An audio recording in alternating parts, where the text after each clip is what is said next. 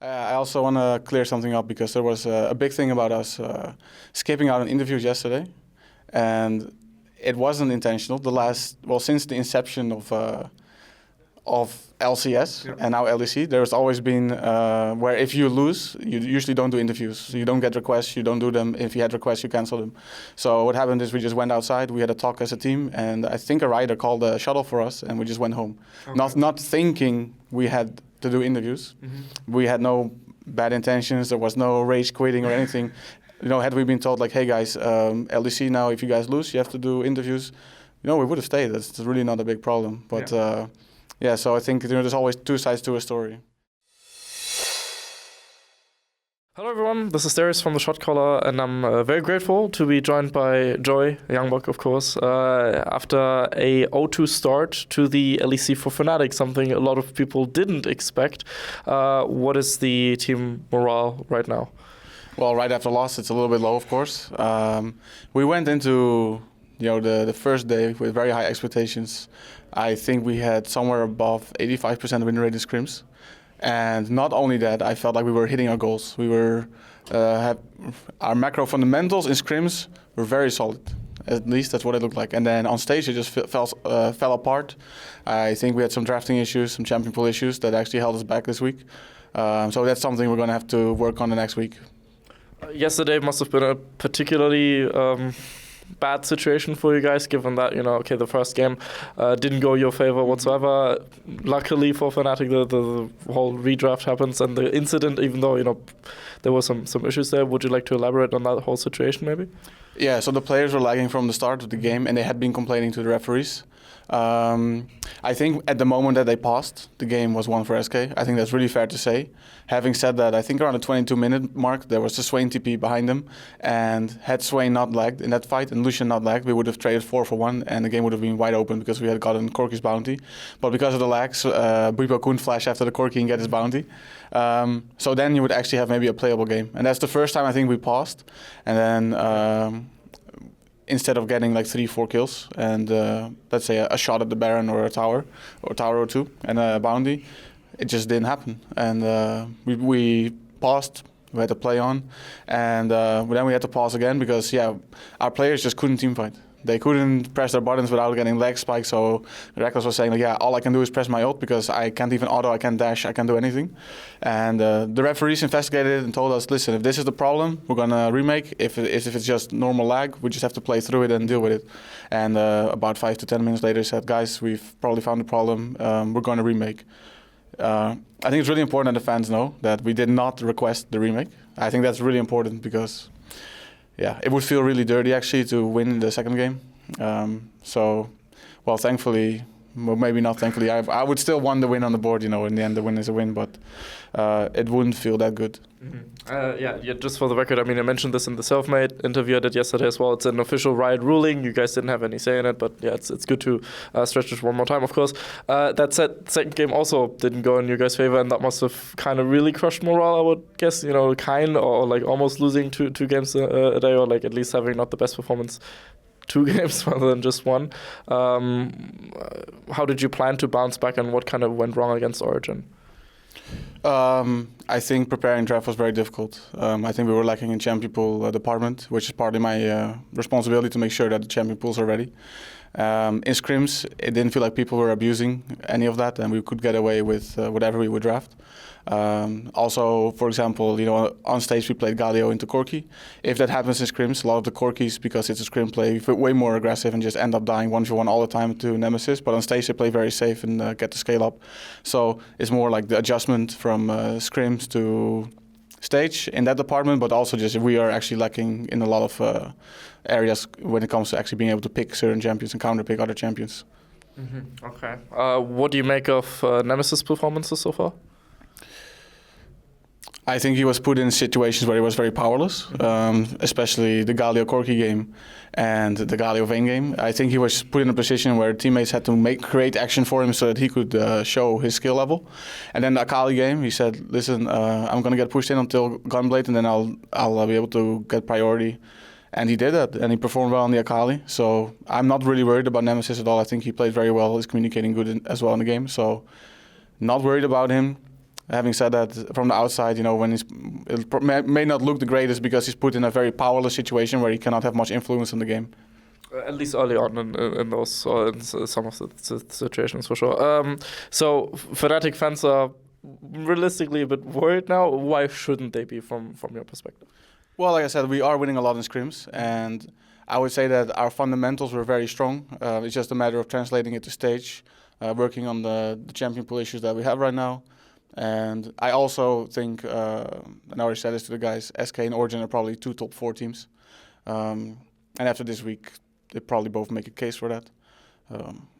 Yeah. I mean, Misfits and G2 also look really strong, and then you already... Yeah, then we can put ourselves 5th, right? Yeah, G2 and Misfits look very strong, but I think SK Origin are also a strong playoff contenders, so yeah. It's not the end of the world. We didn't lose to Rogue and Excel in 1 week, so... now I really hope that you don't lose them like next week or third week, because that would be a bit awkward in that situation, of course. But what's there to come for Fnatic within the next weeks and matchups in particular? Well, we play Vitality and Schalke next week, which is very interesting, especially because Schalke has Dylan. Yeah. We scrimmed both teams, and still very confident that we're going to 2-0 that week. Okay. Having said that, you never know. I think Dylan probably knows our team very well, so he probably knows how to abuse it and what to be careful of. He knows I'll watch all the level ones and try to do something there. So I can just say it right now. Dylan is going to prepare for that. But also champion pool wise, he knows like what every player really enjoys playing, what they don't really like. So he might be able to pull out a few tricks. And then Vitality, I think. I mean, Vitality is always Vitality. They're going hard, and let's see if we can weather the storm. Very exciting week ahead of Fnatic, of course. At what point would you say, okay, maybe we should start to get a bit worried, if at all? If we go 0-4, you have every right to be worried. Okay. Do we go 1-3? Then it's week 3 or week 4, we need to grab a 2-0. Mm-hmm. Do we not, then yeah. Feel free to be worried that we're not going to place top 2 in the regular split at that point. Until then, we've always had very rough early starts. Last summer, last spring, even when I was in G2 last summer, 2017 summer, I remember, I don't know what, 2016, but always very rough starts. And yeah. It's a weird pattern, to be honest. Not a good one, but at least the ending is usually good, right? The ending is usually good. You're still undefeated in taking splits.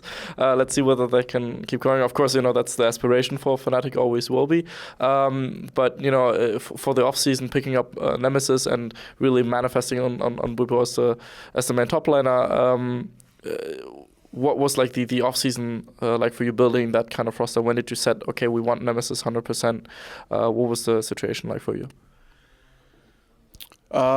When Caps decided to join G2, we had to look at all the mid laners that were available, and we had options to secure mid laners that we would know would be like consistent, like 5th, 4th best player in Europe, have been around in the scene, or go all in on a rookie and try to make them very good and try to incorporate them in the team and learn new things. And we ended up going for the new talent, because I feel like if you're for Fnatic, you want to try to aim higher than just getting like the 3rd, 4th, 5th best mid laner in Europe, and that doesn't have a lot of growth potential. So now we have Bwipo as a main player who still has a lot of growth left, because he doesn't have as much experience, although he played on the biggest stage in the world. And then you also have Nemesis, who is in a very similar position. Yeah, I mean, he's already played a lot of good tournaments as well, the EU Masters and all that kind of stuff, but he's still a rookie for the LEC and that kind of stuff. And of course, his aspiration are really high. We already saw the Fnatic clips and stuff. Was that a moment where he went like, maybe this is a bit too much, or was it a moment, okay, I'm really proud of picking up this player in particular?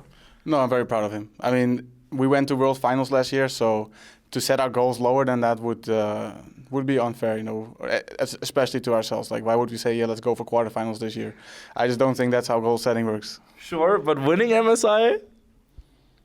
I think we can still do it. Okay. I think as well. I hope for it, but... we're 0-2, so I'm going to get flamed for saying this, but in the end, the goal is to win MSI and win Worlds. And if we don't make the goal, let's say we get stopped in Europe, then that's that. But our goals are very high, and that drives us to play very hard every day and actually try to be efficient with our practice. And, if I was saying, let's try to get playoffs this split or something, but which some teams do, and that's fair, but I just don't think that's a very driving motor for anyone anyone's motivation. Like you wake up and like, well, I'm gonna try to make playoffs.